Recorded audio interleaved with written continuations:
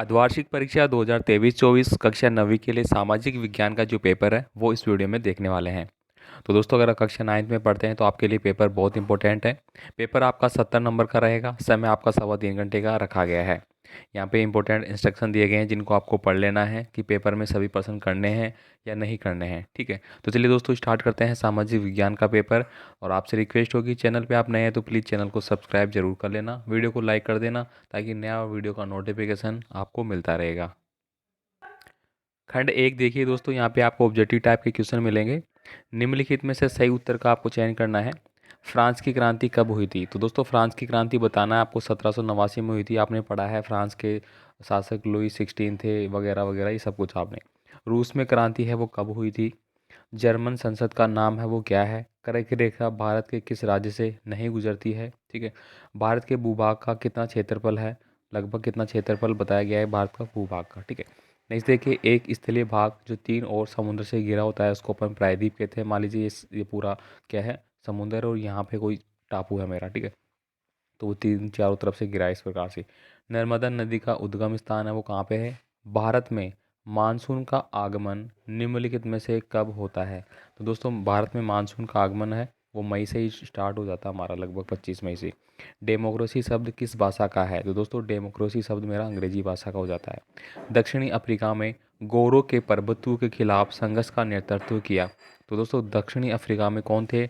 National Mandela, Mahatma Gandhi, Abdul Kalam, Somnath Lahori. तो दक्षिण Africa में आपने बताया कि गोरों के प्रभुत्व के खिलाफ संघर्ष का है, महात्मा गांधी ने भी किया था, और किन्होंने किया था ये भी आपको ध्यान है। इसके बाद देखिए, भारत में मतदान की आयु है वो कितनी है? तो 18 वर्ष हो जाएगी। भारत में मतदान करने की आयु है वो 18 वर्ष रखी गई है।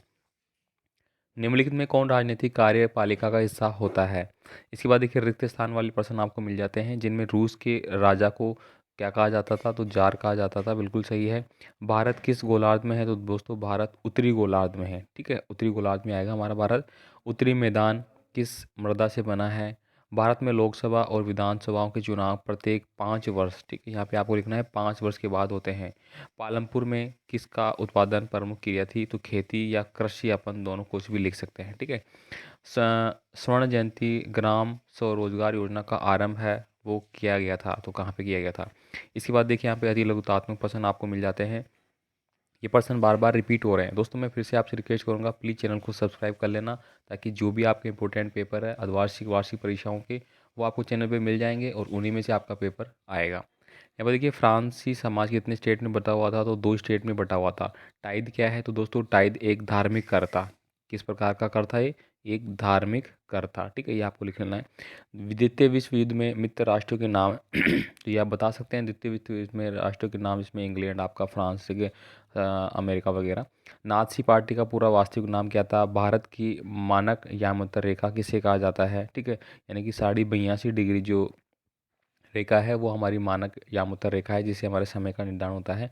भाबर क्या है? दोस्तों हिमालय की तराई से जो उतर के नदियाँ आती हैं। ठीक है, तो यहाँ पे दोस्तों सबसे पहले भाबर बनता है, फिर खादर बनता है, फिर जलोढ़ वगैरह इस प्रकार से बनते हैं। ठीक है। भारत के सबसे विशाल द्रोणी कौन है? विश्व के किन्हीं 4 लोकतांत्रिक देशों के नाम बताने जहाँ पे लोकतंत्र सरकारें चलती है। ठीक है। भारतीय संविधान में प्रारूप समिति के अध्यक्ष कौन थे? ये बता सकते हैं आप। मतदाता सूची क्या है? मतदाता सूची वह सूची होती है जिसमें उस एरिया के सभी लोगों का नाम दर्ज होता है जो कि मतदाता सूची में रहते हैं या फिर वोटर लिस्ट में जिनका नाम रहता है। ठीक है। निर्धनता का अभिप्राय क्या है? प्राथमिक क्षेत्र की गतिविधियों के नाम लिखिए। प्राथमिक क्षेत्र में जो भी कृषि कार्य है, उत्पादन से रिलेटेड जो कार्य आते हैं वो आते हैं। ठीक है। अब देखिए, बागर और खादर आपका बड़ा प्रश्न भी आ चुका है। भारत में गंगा नदी का टिप्पणी लिखनी है।